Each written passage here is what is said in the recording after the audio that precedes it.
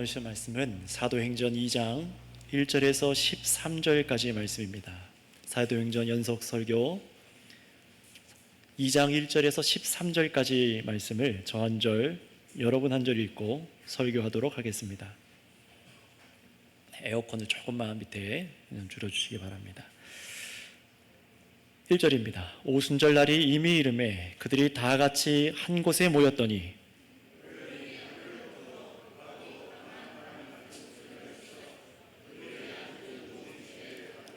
마치 불의 혀처럼 갈라지는 것들이 그들에게 보여 각 사람 위에 하나씩 임하여 있더니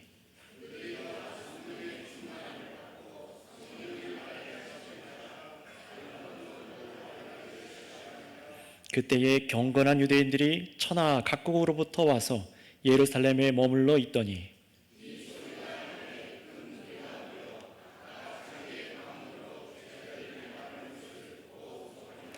다 놀라 신기하여 여겨 이르되 보라 이 말하는 사람들이 다 갈릴리 사람이 아니냐.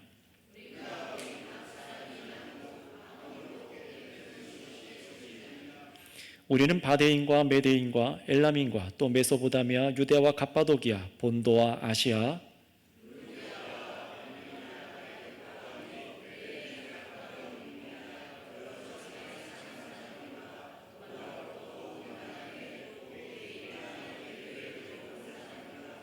그레데인과 아라비아인들이라 우리가 다 우리의 각 언어로 하나님의 큰 일을 말함을 듣는도다 하고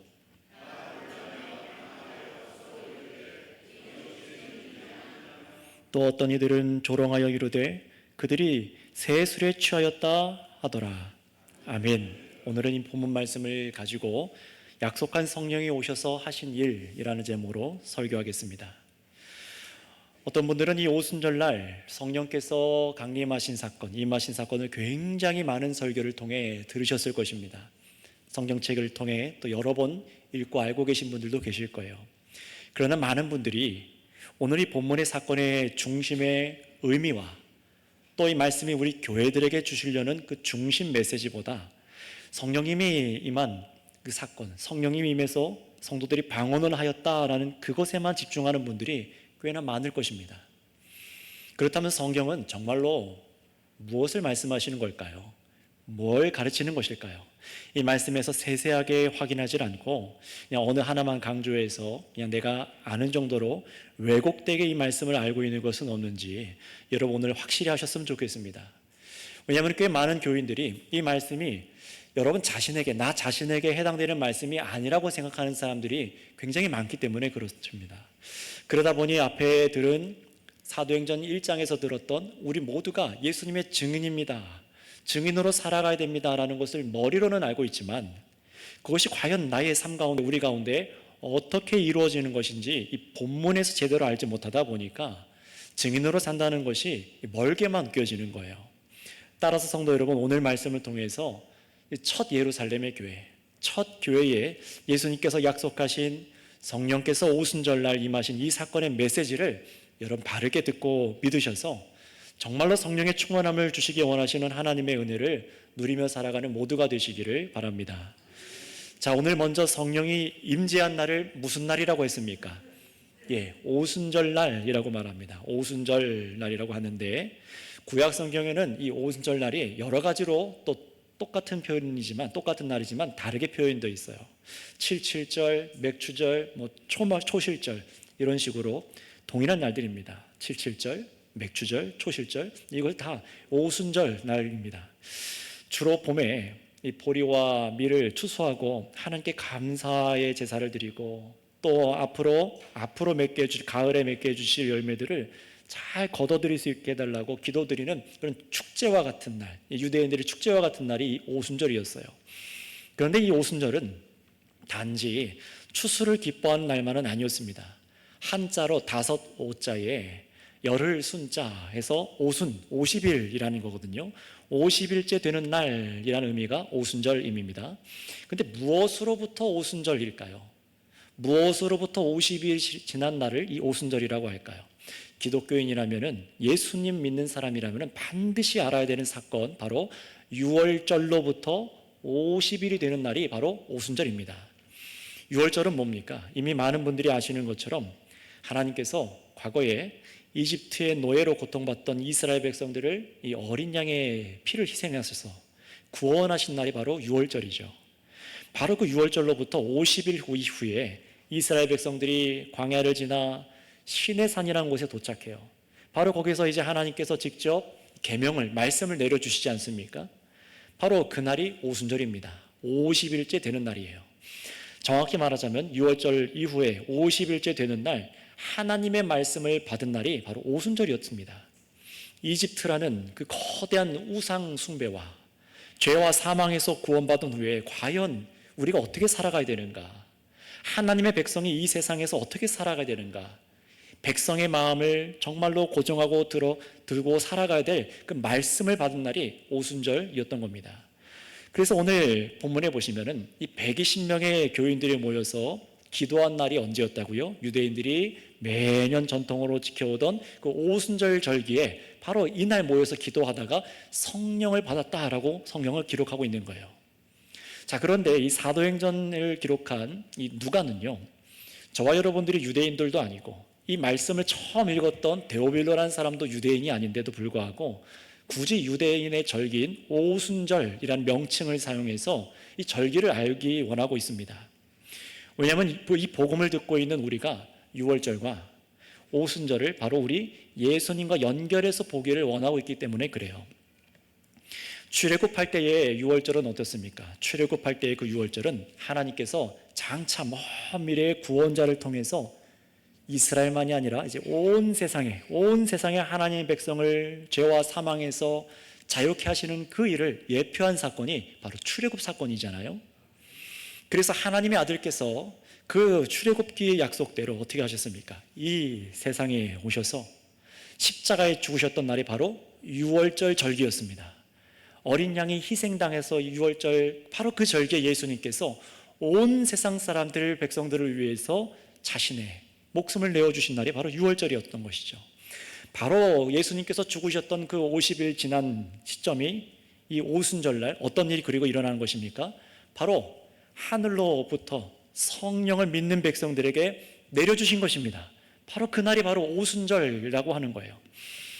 구약 시내산에서 비슷한 것이 있었죠. 또 비슷하기도 하고 다른 것인데요.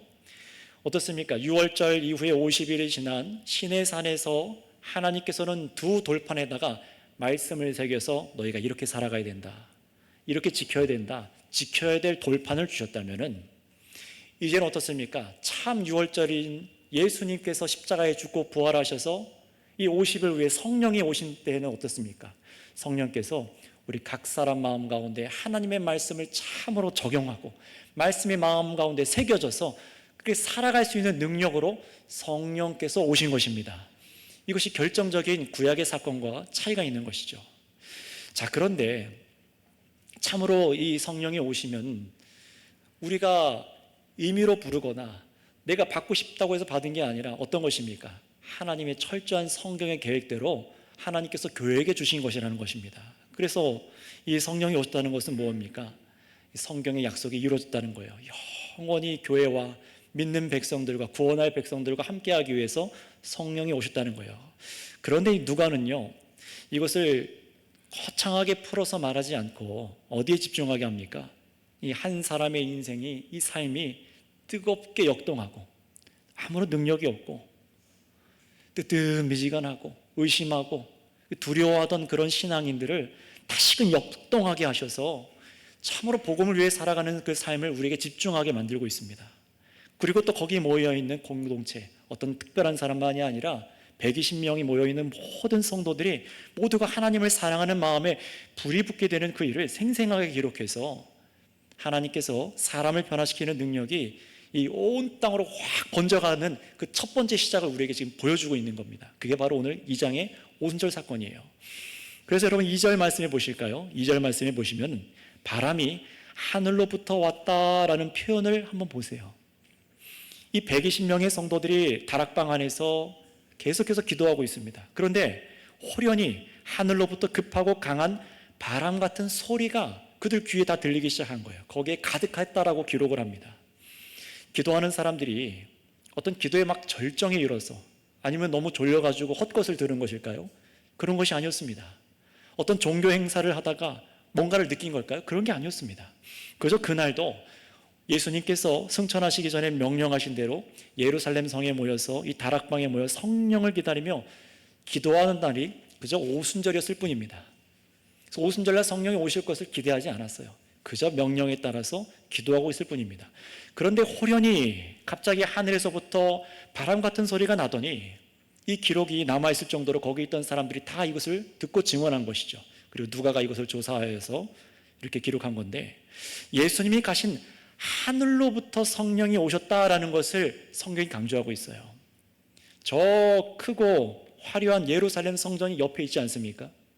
제사장들이 번제를 드리고 제사를 드리고 멋진 옷을 입고 흔들면서 하나님께 제사 드리는 멋진 성전이 옆에 있어요. 그런데 거기에 성령이 임하신 것이 아니라 어디에 지금 성령이 임했다고 하시는 겁니까? 120명이 모여있는 그 다락방에 예수 그리스도를 믿고 예수님의 이름을 부르는 바로 그들에게, 성도들에게 성령이 임했다는 것입니다. 참으로 사람을 새롭게 하고 회복시키시는 능력이 이 교회에게 임했다는 거예요. 여러분, 이것이 무엇을 의미할까요? 이것은요, 사람의 손으로 지은 거룩하게 구별되었다라고 말하는 어떤 예루살렘 성전, 어떤 건물, 그런 곳에 하나님이 계신 것이 아니라 바로 하나님께서 말씀을 두신 곳, 그게 누굽니까? 바로 예수님을 믿는 성도들이죠. 하나님의 말씀을 마음판에 두신 바로 주의 성도들, 하나님의 말씀이신 예수님을 믿는 성도들에게 하나님께서 함께 하신다는 사실을 이 성령의 강림으로 보여주신 거예요. 굉장히 놀라운 사건이었습니다. 유대인들한테는 너무나 충격적인 사건이었던 것이죠. 그러니 여러분, 성령 받기 위해 또는 하나님이 함께 하심을 위해서 여러분, 저와 여러분들이 저 예루살렘에 갈 필요도 없고 어떤 멋진 건물로 어떤 특별한 장소로 갈 필요가 없습니다. 오직 예수님을 구주로 믿은 바로 교회에 하나님의 임재가 성령으로 우리와 함께 하시다는 사실을 여러분 꼭 믿으시기를 바랍니다. 이 믿음이 분명해야 됩니다. 여러분, 이 믿음은요, 여러분을 변화시킬 능력이 우리 자신에서부터 나오는 것이 아니라 바로 하늘에서부터, 하나님께로부터 주어진다는 확신을 갖게 만듭니다. 여러분, 우리는 우리 스스로를 변화시킬 수 없습니다. 나의 믿음을 한터럭도 자라게 할 수가 없습니다. 오직 예수님께서 가신 그 하늘로부터 하나님의 능력의 성령으로 나에게 입혀져야지만 우리가 믿음의 사람으로 변화받고 새로워질 수 있는 것을 여러분 믿으시기를 바랍니다. 그래서 지금 이 시간에도 여러분 예수님을 믿고 부르며 의지하는 여러분을 변화시킬 능력이 하늘로부터, 하나님께로부터 임재하고 있다는 사실을 여러분 꼭 믿으세요. 목사가 주는 게 아닙니다. 사람이 주는 게 아닙니다.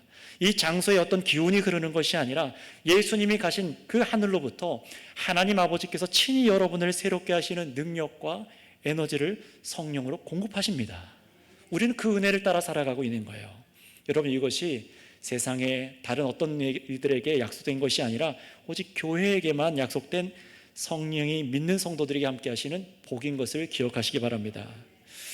그래서 하나님께서는요, 이 첫 교회 성도들에게 이런 성령의 강림 사건을 귀로만 듣게 하신 것이 아니라 또 눈으로도 보게 하시고 삶으로도 아주 생생하게 경험하게 하세요. 그래서 성령께서 예수 믿는 모든 사람과 참으로 함께하고 계신다, 이것을 이 증거로 기록하게 하셨어요. 그래서 여러분 3절 보실까요? 3절에 보시면은 이들은 귀로만 바람 소리를, 성령이 오시는 소리를 들은 것이 아니라 성령께서 이제 각 사람에게 함께 하신다는 것을 눈으로도 확인하게 하십니다. 어떻게 하셨는지 우리 3절 말씀을 다 같이 읽어볼게요. 3절입니다. 시작. 마치 불의 엿처럼 갈라지는 것들이 그들에게 보여 각 사람 위에 하나씩 임하여 있더니. 아멘. 불의 혀가 무엇입니까? 불이 혀가 달렸습니까? 그렇지 않죠. 불꽃 같은 그런 이미지를 상상하게 만드는 표현입니다. 이런 불의 혀처럼 갈라지는 것들이, 말씀을 잘 보셔야 돼요, 각 사람마다 하나씩 머리 위에 임하여 있는 것을 서로가 다 본 거예요. 이 사람들이 본 그 놀라운 그 경험을 이 표현할 수가 다 없기 때문에 그들이 그냥 본대로 기록해 둔 겁니다. 근데 잘 보시면은 그 불꽃이 임한 게 사람에게 들어간 것이 아니라 각 사람 머리 위에 하나씩 하나씩 그 120명 모두 가운데 이렇게 불꽃이 있는 것을 본 거예요. 이게 뭘 의미하는 것이냐? 이 바로 이 성도들 모두에게, 특정한 사람만이 아니라 성도들 120명 모두에게 성령께서 함께 하신다는 것을 시각적으로도 우리에게 알게 하신 것입니다. 아, 참으로 약속하신 성령이 모두와 함께하고 계시구나. 특별한 사람만이 아니라 예수님을 부르고 예수님의 구원을 간절히 사모하는 자들, 그 이름을 믿는 자들과 아, 성령님은 누구나도 함께 하시는구나, 이거를 보게 하시는 사건이 이 오순절 사건이에요.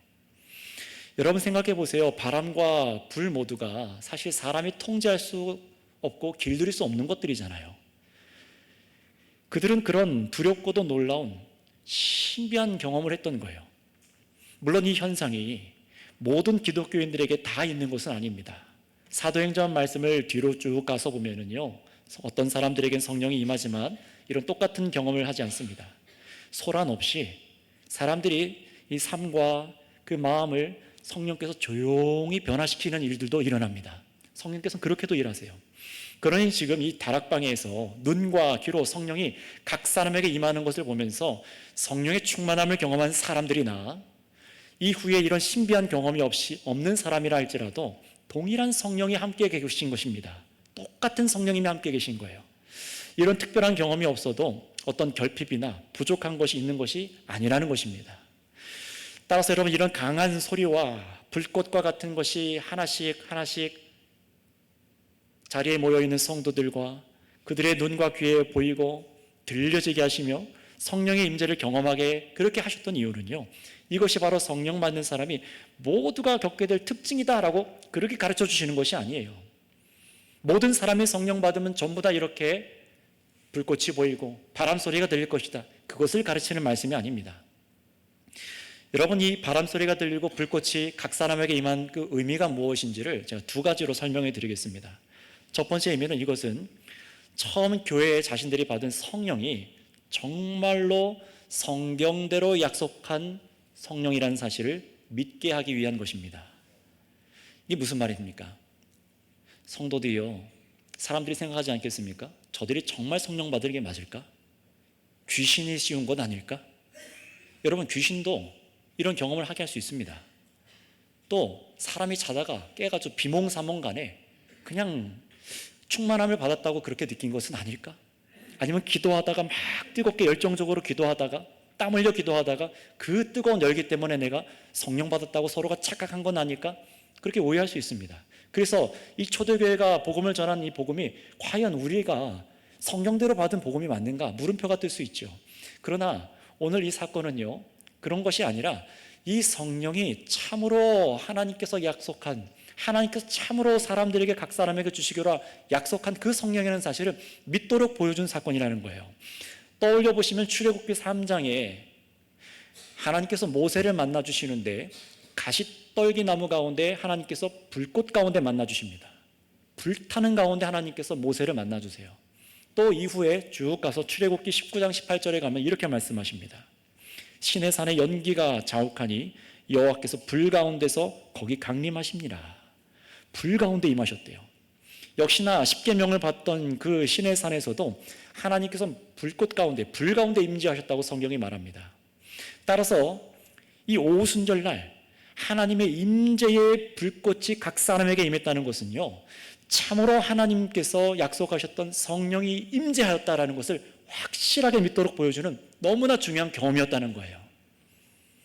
우리도 이 사건을 통해서 정말로 이 첫 예루살렘 교회에 성령이 임한 것이구나, 성경대로 임한 것이구나라는 사실을 우리가 다 믿을 수 있는 것이죠. 두 번째 의미도 말씀드리겠습니다. 두 번째 의미는 이 120명밖에 되지 않는 이 소수의 교인들을 통해서 어떻게 복음이 이렇게 급속도로 전 세계에 퍼져나갈 수 있었을까? 바로 그 이유가 무엇 때문이라는 것입니까? 사람 각개인 120명이 어떤 특별한 능력이 있는 사람들이 아니라 바로 성령의 임재 때문이라는 것입니다. 각 사람들에게 성령이 임재했기 때문에 그 능력으로 복음을 전할 수 있었다는 거예요. 여러분, 이들은요, 배우지 못한 사람들입니다. 뒤에 가서 보겠지만 갈릴리 사람들이에요.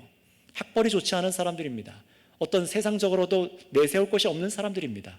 그런 이들이 복음을 이렇게 증거하고 담대할 수 있었던 이유는 바로 각 사람에게 임한 성령의 충만 때문이었다는 거예요. 이것을 두 가지 의미로 우리가 확인했어요. 따라서 여러분 기억하세요. 예수님의 약속대로 성령은 예수님을 믿는 각 사람에게 오셨고 또 우리 모두가 예수님의 증인으로 살아갈 수 있도록 우리 안에 역사하여 주시고 내주하시는 영이라는 사실을 여러분 믿으시기를 바랍니다. 물론 여러분 우리가 예수님 믿다가 또다시 성령을 받는 게 아니에요. 오늘 이 말씀은 그런 게 아닙니다. 이미 우리는 예수 그리스도를 구주로 영접할 때 참으로 예수님의 복음을 듣고 내가 죄인이구나, 참으로 내가 구원받을 수 있는 길은 오직 예수님 한 분밖에 없구나, 이것을 믿고 참으로 그분을 영접할 때, 믿게 될 때에 중생하는 역사가 일어나는데, 그때 성령께서 이미 내주하여 함께 계십니다. 이미 성령이 함께 하신 일이에요. 그리고 이 말씀은 뭡니까? 이 말씀을 뒤에 가서 점점 더 알게 되겠지만, 이 성령께서 모든 교회 가운데, 열방 가운데 이 일을 하신다는 것을 보여주는 첫 번째 사건입니다. 모든 사람들이 이런 역사를 입을 것이다, 이런 충만함을 입어서 예수 그리스도의 복음이 증거될 것을 강하게 경험하는 사건이 이 오순절 사건이었어요. 자, 그렇다면 여러분, 이렇게 성령 받은 사람들은 어떻게 예수님을 증거하게 되었을까요? 어떻게 이 성령을 충만하여서 예수님을 증거했을까? 먼저 볼 텐데 4절 말씀을 한번 읽어보도록 하겠습니다. 본문 4절입니다. 본문 4절 같이 읽어볼까요? 시작. 그들이 다 성령의 충만함을 받고 성령이 말하게 하심을 따라 다른 언어들로 말하기를 시작하니라. 아멘. 1장 5절에 보시면 사도행전 1장 5절에 예수님께서 뭐라고 약속하셨죠? 너희가 성령의 세례를 받을 것이다 라고 말씀하셨어요.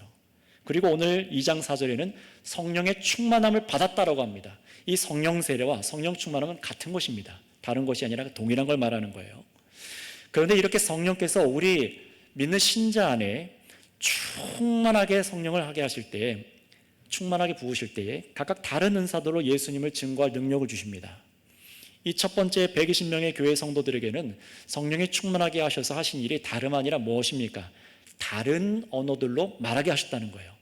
다른 언어들로 말하게 하십니다. 7절에 이것을 방언이라고 말하는데요, 많은 사람들이 바로 여기서 오해를 갖습니다. 초대교회가 오순절 다락방에서 성령 충만받은 것을 보면서 이렇게 생각을 하는 거예요. 잘못 오해하는 건데, 성령 충만을 받으면 사람이 먼저 방언 기도를 하게 되고, 방언 기도란 알아들을 수 없는 천상의 언어를 말하는 것이구나, 그냥 단순히 이렇게 생각할 수가 있습니다. 그래서 어떤 오해를 하게 되죠?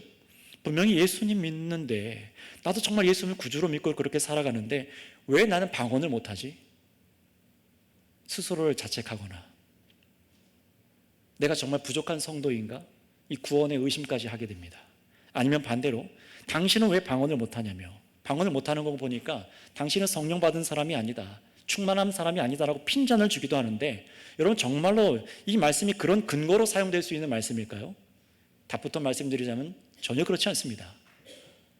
먼저 말씀드리는 것은, 여러분이 예수님을 믿었어도 방언을 못한다고 해서 자책하실 필요가 없습니다. 예수님께서는 하늘로부터 성령을 주신다고 했지 방언을 주신다고 하지 않으셨습니다. 방언은 성령께서 주시는 여러 은사 중에 일부 한 가지일 뿐입니다. 모든 것을 다 갖고 있게 하시겠다라고 그렇게 약속하지 않으셨어요. 또 방언은 모든 성도에게 다 주시는 것도 아니며, 또 있다고 해서 더 훌륭한 성도가 되거나 없다고 해서 결핍한 부족한 성도가 되는 것도 아니라는 사실을 여러분들이 기억하셔야 됩니다. 왜냐하면 이 120명의 예루살렘의 성도들 말고 갈릴리의 500여 문도들, 예수님의 부활을 일시에 목격했던 갈릴리에 있는 500여 성도들에게는요, 이런 체험이나 성령의 임재로 방언을 함이 없었습니다. 우리는 성경이 말씀하시는 대로만 믿어야 되는데, 그렇다면 우리는 이 성령 충만을 받은 초대교회가 말하기 시작한 이 방언의 정체가 무엇인지를 알아야 되겠죠. 도대체 이 초대교회가 첫 성령의 오순절날 임한 방언 받은 것이 무엇이냐? 우리 5절부터 10절까지를 다시 한번 읽어보도록 하겠습니다. 5절부터 10절입니다. 시작. 그때에 경건한 유대인들이 천하 각국으로부터 와서 예루살렘에 머물러 있더니 이 소리가 나매 큰 무리가 모여 각각 자기의 방언으로 제자들이 말하는 것을 듣고 소동하여 다 놀라 신기하게 여겨 이르되, 보라, 이 말하는 사람들이 다 갈릴리 사람이 아니냐? 우리 각 사람이 난 곳 방언으로 듣게 되는 것이 어찌 됨이냐? 우리는 바데인과 메데인과 엘람인과 또 메소보다미아, 유대와 갑바도기와 본도와 아시아, 부르기아와 밤빌리아, 애국가 및 구레네에 가까운 리비아, 여러 지방에 사는 사람들과 로마로부터 온 나그네 곧 유대인과 유대교에 들어온 사람들과, 여기까지 한번 볼게요. 유대를 떠나서 흩어져 사는 유대인들이 있습니다. 디아스포라 시기 포로로 끌려가서 또 그 이후에 또 로마의 침공 때 이미 유대인들이 방방곡곡 전 세계로 흩어졌어요. 핍박을 피해서. 그런데 이들은요, 열심히 있고 특심이 있는 민족입니다. 경건한 유대인들은 그래서 절기 때마다, 유대인의 절기 때마다 오순절뿐만 아니라 여러 절기에 와서 함께 하나님을 예배했어요. 근데 이들이 오순절 절기를 지키기 위해서 예루살렘에 모였다가 무슨 소리 듣게 된 겁니까? 이 방언을 듣게 됩니다. 기록되진 않았지만 4절과 5절 사이에 이 성령 충만을 받고 방언하기 시작한 성도들이 다락방에서 내려와서 예루살렘 한 군데 모여서 방언으로 말하기 시작한 거예요. 그런데 사람들이 이 사람의 방언 소리를 듣고, 이 교인들의 방언 소리를 듣고 놀라서 소동이 일어난 겁니다. 그 이유는 뭐냐? 못 알아듣는 이상한 소리를 해서가 아니라 뭐라고 합니까? 각기 자신들이 사는 그 지역의 언어들로 이 제자들이 말하는 것을 들었기 때문이랍니다. 당시 예루살렘에서 들을 수 있는 언어는 두 가지 종류밖에 없었어요. 로마가 쓰는 헬라어와 히브리어죠. 그리고 헬라어고, 그리고 아람어, 유대인들이 쓰는 아람어, 이 두 가지 어밖에 없었습니다. 그런데 이 보세요. 이들이 와서 보니까 각각 자신들의 나라의 언어들로 이 제자들이 말하는 것을 듣는 거예요. 여기서 제자란 12제자만을 의미하는 게 아니라 120명 성도 전체를 제자라고 하는 것인데요, 이들이 각각 다 자기의 나라의 말을 하니까 멀리서 온 유대인들이 혼란스러운 겁니다, 지금. 그래서 7절 보실까요? 이들이 다 신기해하며 여기면서 뭐라고 합니까? 이들이 다 갈릴리 사람이 아니냐, 좀 못 배운 촌뜨기들 아니냐, 놀랍니다. 억양을 들어보면은 이게 잘 안 됐나 봐요. 억양을 들어보면은 저 못 배운 동네 갈릴리 출신의 사람들인데 이들이 어떻게 이렇게 외국어를 배워서 유창하게 구사하지? 놀라는 겁니다. 하나님께서는 낮은 자를 들어 사용할 수 있는 분이라는 것을 이들이 미처 깨닫지 못한 것이죠. 그러니 지금 유대인들이, 멀리서 온 유대인들이 확인시켜주는 것처럼 자신들이 난 곳 방언, 이 방언이란 말은 지방 언어라고 말하는 거거든요. 이것은 단순히 사투리가 아니라 다른 나라 민족의 언어들로 120명이 방언을 했고, 결국 성령 충만 받은 이 초대교회가 말한 이 오순절날 방언은요, 갑자기 외국어를 하게 됐다는 겁니다. 쉽게 말하면 외국어를 했다는 거예요.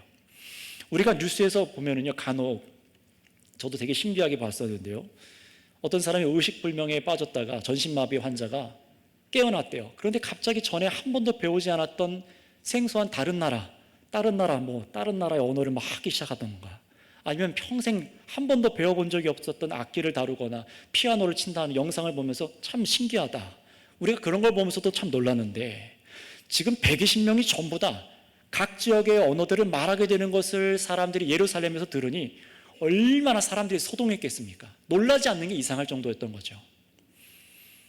생각해 보세요. 갑자기 우리 청년부가 모여서 기도하고 있는데 갑자기 이들이 막 일본어, 중국어 다 얘기한다고 생각해 보세요. 난리 나지 않겠습니까? 그런 상황인 거예요. 아무튼 이들이 성령 충만으로 외국어를 말하기 시작했는데 9절 10절에 보시면은 거기 각 지역 민족을 구분해서 어떤 언어를 이 성도들이 성령으로 말하기 시작했는지를 기록해뒀습니다. 학자들 연구를 따라 제가 좀 찾아봤더니 9절과 10절이 그 지명의 목록이에요. 11절은 아니에요. 9절과 10절까지만 지명의 목록인데, 당시 헬라 시대 사람들이 쓰던 인종의 목록이랍니다. 9절과 10절이.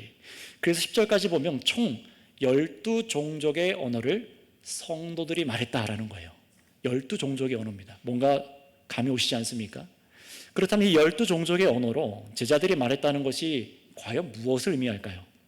눈치채신 분들도 계시겠지만 바로 이것은 이스라엘의 회복을 위해서 예수님께서 12사도를 세우셨고, 또 초대교회 앞에서 12이라는 수의 사도를 회복했던 것처럼 드디어 성령으로 온 세상에 하나님의 나라 이스라엘이 시작되는 것이 시작되었다는 것을 의미하는 것입니다. 온 땅 가운데 온 세상의 민족의 언어로 하나님의 복음이 선포되기 시작했다는 것을 보여주는 거예요.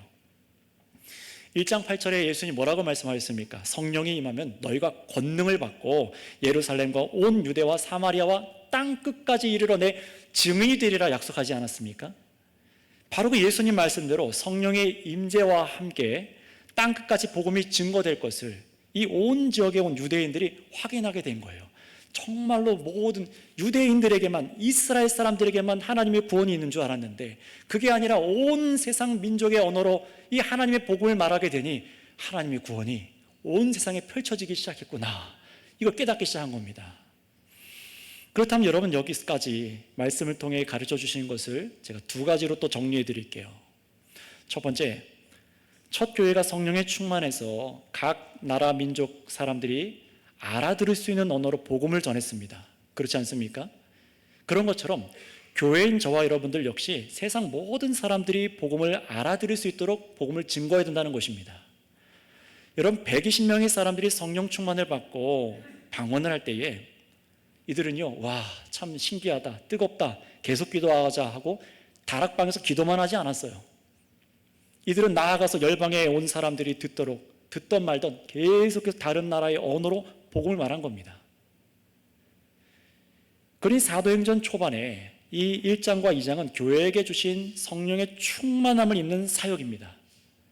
예수님을 온 세상에 증거하는 능력이 입혀지는 것을 우리에게 가르쳐 주는 거예요. 이 땅의 교회들로 성령께서 이루시는 일을 알게 하시는 것이죠. 여러분, 우리가 왜 외국어를 배웁니까? 다른 사람과 소통하기 위해서 그렇지 않습니까? 죄로 인하여서 우리 모든 민족의 언어가 나눠졌으면 이제는 예수 그리스도 안에서 우리가 그들에게 또 나아가야 되는데, 물론 우리가 또 성령 충만하다고 외국어를 하게 해주세요 그렇게 기도할 필요는 없죠. 생각해 보세요. 우리 청년들 왜 외국어 배웁니까? 왜 영어를 왜 배우죠? 더 돈을 벌기 위해? 더 좋은 곳에 취업하기 위해서입니까?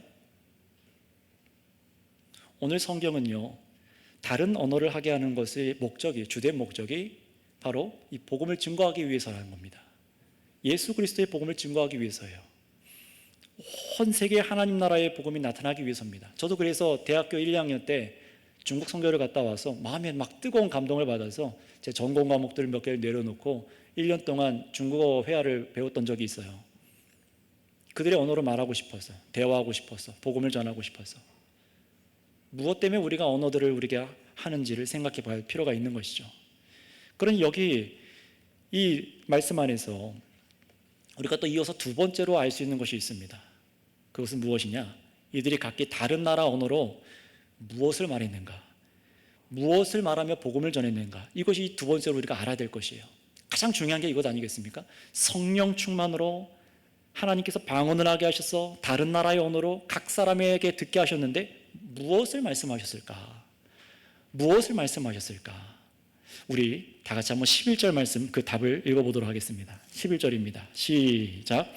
그리대인과 아라비인들이라 우리가 다 우리의 각 언어로 하나님의 큰 일을 말함을 듣는도다 하고. 아멘. 여러분 발견하셨습니까? 성령에 충만하여 각기 다른 나라의 언어들로 말한 것은 다름 아니라 무엇이냐? 한번 따라해 주시기 바랍니다. 하나님의 큰 일, 하나님의 큰 일을 말하기 시작했대요. 성령 충만해서 방언한다는 것은 하나님의 큰 일을 말하는 것입니다. 그래서 여기 11절에 그레데인과 아라비아인들은 뭐냐? 당시 시대에 세상의 서쪽과 동쪽 끝을 상징하는 곳들입니다. 그래서 앞에 9절과 10절에 나온 전 세계를 아우르는 표현이 그레데인과 아라비아인들이에요. 그래서 다시 말하면 뭐냐? 온 세상에 흩어져 있는 유대인들이 하나님의 큰 일을 듣게 되었다는 거예요. 어떻게 해요? 각 나라의 언어로 하나님의 크신 일을 듣게 되었다라고 성경이 지금 말하는 겁니다. 그런 예수님께서 하늘로부터 첫 교회에게 주신 방언은요, 신비하고 놀라운 천상의 언어가 아니라 하나님의 큰 일을 온 열방에 들을 수 있도록 말하는 능력임을 확신하게 하시는 것입니다. 이 일을 통해 빠른 속도로 전 세계를 향해 복음이 증거되기 시작했던 거예요. 생각해 보세요. 어떤 분들 방언도 하시죠. 정말로 하나님께서 허락하신 못 알아듣는 방언을 하시기도 합니다. 그런 방언으로 다른 사람에게 복음을 전했다고 생각해 보세요. 단방에 막혔을 겁니다. 그래서 바울 사도도 뭐라고 말하죠? 나중에 가서 배우게 되시겠지만 사람들이 있는 곳에, 공중에 있는 곳에서는 방언으로 기도하지 말라고 하잖아요. 통변하는 사람이 있는 곳에만, 그리고 너 골방을 닫고 들어가서 홀로 기도하라고 시킵니다. 여기서 말하는 그 방언은 다른 거예요. 사도행전에서 이 성령 오순절날 임한 방언의 이 정체가 외국어라는 것을 여러분 잘 기억하실 필요가 있습니다. 다른 나라에 그들이 알아들을 수 있도록 하나님의 큰 일을 정하는 것이죠. 그렇다면 여러분, 중요한 질문입니다. 하나님의 큰 일은 무엇입니까? 하나님의 큰 일은 무엇이죠? 구약 성경에서 하나님께서 하신 큰 일은 단 한 가지를 얘기하는데, 하나님께서 이집트에서 이스라엘 백성들을 구원해 내셔서 약속의 땅 가나안 땅을, 죄악들을 다 몰아내시고 하나님 백성에게 주신 그 일을 하나님의 큰 일이라고 말합니다. 그런데 이제는 그 일을 이스라엘 한 민족만, 가나안 땅만이 아니라 출애굽과 같이 온 세상의 하나님의 백성을 죄와 사망에서 구원해내시고 온 세상이 하나님의 나라로 회복되는 바로 이 일, 예수님의 십자가 죽음과 부활로 시작하신 이 일을 하나님의 큰 일이라고 말하는 것입니다. 여러분, 우리가 잘 먹고 잘 살게 되고 돈을 많이 벌게 되고 그걸 큰 일이라고 말하는 게 아니에요. 하나님의 비전이 이 땅 가운데 드디어 펼쳐지기 시작한 것, 예수 그리스도를 통해서 일하는 바로 이 일이 하나님의 큰 일이라고 말하는 겁니다. 이 하나님의 큰 일을 각 나라의 언어로 말했다는 거예요. 하나님께서 세상을 얼마나 사랑하시는지, 그 일을 독생자 예수님을 보내셔서 목숨을 내어주는 십자가로 증명해내시고 예수님의 이름을 믿는 자들마다 심판을 면하고 영생을 얻게 하시는 이 놀라운 소식, 온 세상을 향한 하나님의 구원의 소식을 각 나라의 방언으로 말했다는 것입니다. 그러니 여러분이 이 장에서 오순절날 일어난 사건의 중요한 것은요, 단순히 성령께서 오셨다라는 것만이 아닙니다. 더 이 본문 2장에서 강조하고 있는 것은 성령께서 충만함으로 하게 하신 바로 이 일, 예수님을 통해 하나님의 구원의 일이 온 세상에 전파되기 시작했다는 거예요. 이게 바로 교회가 시작한 일이고, 우리 교회가 해야 될 일이고, 교회가 즐거워해야 될 일이라는 것입니다. 이것이 바로 우리가 본문을 통해 두 번째로 깨닫게 되는 사실입니다. 그래서 여러분 기억하세요. 성령 받은 사람은 방언을 한다는 것이, 이 말씀의 가르침이 뭐라고 말을 하는 겁니까? 어떤 것이 변화가 일어난다는 것입니까? 막 뜨겁게 그냥 다른 나라의 언어를 단순히 말하는 것이 아니라 성령 충만은 성도의 마음을 변화시키는 것입니다. 여러분의 마음을 변화시키는 겁니다. 냉랭하고 차갑고 나만을 위해 살아가고 참으로 주를 위해 살아가지 못하던 그런 심령, 내가 뭘 할 수 있겠어라고는 그런 자괴감에 빠져있는 심령을 고치셔서 오직 예수 그리스도의 복음을 담대히 전하며 우리 예수님만 생명의 구주이심을 증거하는 것으로 나타난다는 사실을 기억하시기 바랍니다. 한 번도 말하지 못하고 두려워서 말을 꺼내지 못했던 이 복음의 소식을 담대하게 말하게 하시는 것이 바로 성령의 충만한 사역이에요. 이것이 교회인 우리가 원해야 될 성령의 충만함의 정체이고, 우리 안에 계신 성령님께서 이 일을 하시도록 맡겨드려야 될 일이라는 것입니다.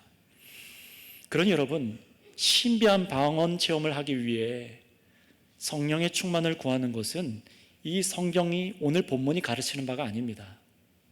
물론 이 땅의 언어가 아닌 다른 방언에 대해서 나중에 고린도전서 14장을 제가 설교할 때가 오거나 주제 설교를 통해서 제가 가르쳐 드리겠지만, 성령의 은사는요, 때와 상황에 따라 각 성도들에게 다르게 주시는 것입니다. 반드시 성령 충만한 사람은 우리가 알아듣지 못할 방언을 제일 먼저 하게 된다라는 것은, 그런 주장은 성경과는 전혀 다른 얘기를 하고 있는 거예요. 그런 잘못된 오해를 여러분 이제는 조금 걷어내시고, 오늘 말씀에서 확인하신 대로, 성경으로 확인하신 대로 중요한 것이 무엇입니까?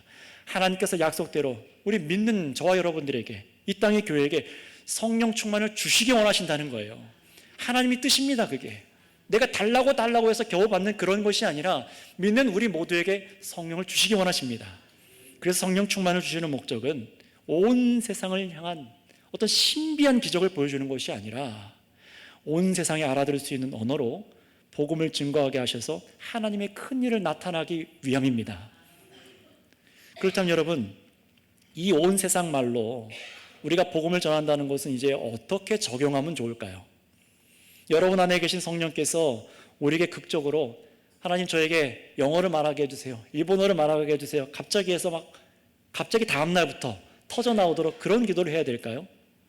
물론 정말 세상이 잘 알지 못하는 원주민들이라던가 세상과 단절되어 살아가는 민족을 만날 때에 그런 도움이 필요하기도 합니다. 그런 간증들도 있죠, 실제로. 그러나 많은 성령의 충만한 신앙인들, 저와 여러분들은요, 이 오순절 성령으로 다른 나라 사람들이 알아듣도록 하나님의 큰 일을 말한 일을 계속해서 시대와 여러분 삶 속에서 또 이전에 우리 선배들이 계속 이 삶을 적용해 왔습니다. 이 말씀을요.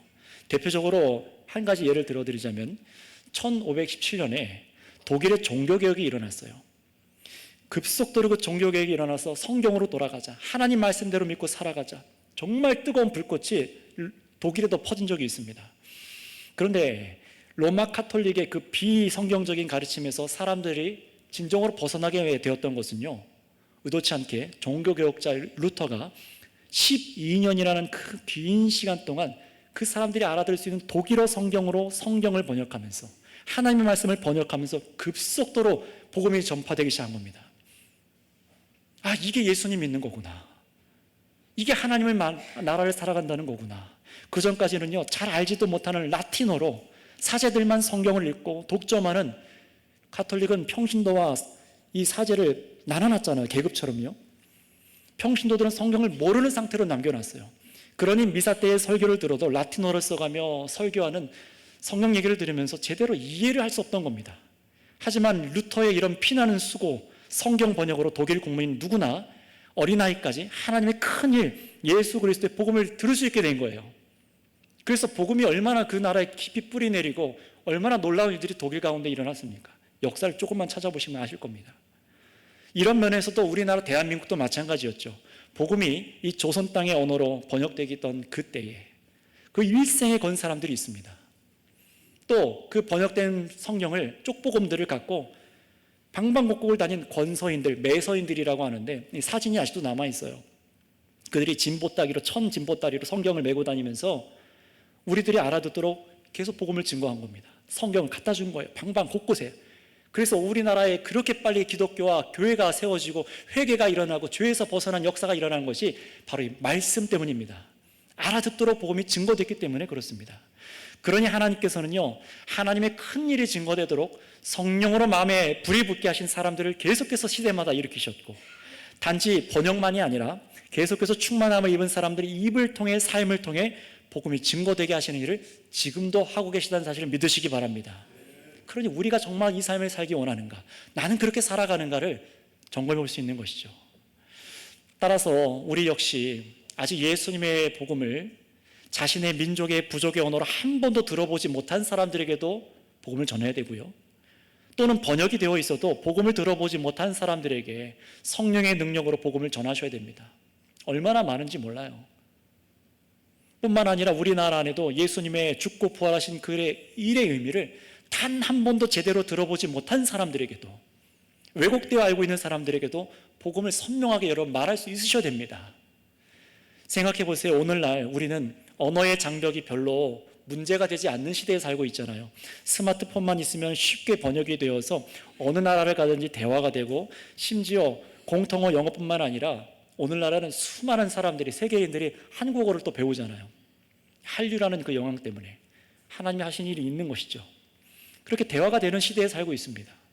그렇다면 여러분, 우리가 힘써야 될 것은 물론 역시 세상에 나아가 복음을 전해야 하지만, 우리나라 안에서도 여러분 한번 생각해 보세요. 사실 이 대한민국 안에 복음의 소식이 얼마나 엉켜있고 꼬여 있습니까? 분명히 선명한 진리의 복음이 항상 반짝반짝 빛나고 있지만, 사람들이 죄악이 만연하여서 복음이 왜곡되어 있고, 성령의 사역이 왜곡되어 있고, 교회라는 이름을 달가워하지 않는 시대가 되어버렸습니다. 수많은 기독교 비슷한 정보들이 얽혀있고 진리가 잘 보이지 않는 것처럼 그런 시대 속에 우리가 살고 있어요. 유튜브만 틀어보세요. 얼마나 말도 안 되는 것들이 분별하기 어려울 정도로, 목사도 가려내기가 어려울 정도로 잘못된 정보들이 얼마나 많은데요. 바로 이런 때에 여러분, 정말 저와 여러분들 성령 충만한 사람들이, 우리들이 원해야 될 것은 무엇입니까? 우리 안에 불붙은 마음은 뭐여야 되겠습니까? 성경의 말씀대로 예수 그리스도의 복음이 온전하게 증거가 되어서 이 사람들 안에 엉켜있는 그 장벽들을 허물어 주시고 그 어둠 속에서 이끌어내어 주시기를, 예수 그리스도의 복음이 바르게 증거되는 일이 아니겠습니까? 정말로 성경이 뭐라고 말씀하시는가? 믿어야 하고 증거해야 될 하나님 나라의 복음이 무엇인가? 바르게 알고 증거하고픈 마음과 이 실제 삶이 나타나야 된다는 거예요. 여러분, 그래서 지난 요한복음 설교를 2년간 들으지 않으셨습니까? 그 복음이 무엇인지, 예수님이 하신 일이 무엇인지, 하나님이 우리를 얼마나 사랑하셨는지 말할 수 있는 것입니다. 그 마음으로, 뜨거운 마음으로 나가는 것이죠. 여러분, 이 일을 위해서 하나님께서는 여러분에게 성령으로 말씀을 이해하게 하셨고 세상에 내보내시는 겁니다. 여러분을 두신 바로 그 자리에서 만나는 사람들이 있을 거예요. 꼴 보기 싫고 대화가 안 되고 참으로 가까이 하고 싶지 않은 그런 사람들, 여러분을 조롱하는 사람들, 아니면 단 한 번도 가까이 있으나 복음을 말해보지 않은 사람들, 여러분 그런 사람들에게도 나가서 말해야 됩니다. 교회에 대한 오해와 잘못된 경험들로 복음이 가려진 사람들이 바르게 예수님을 알 수 있도록 성령의 충만함으로 일하여 주시기를 기도하고 그 자리로 나아가시기를 바랍니다.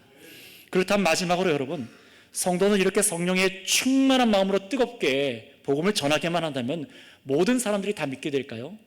성경은 곧바로 우리에게 아주 중요한 사실 한 가지를 가르쳐 주는데 12절 13절을 보겠습니다. 12절 13절입니다. 같이 읽어볼까요? 시작.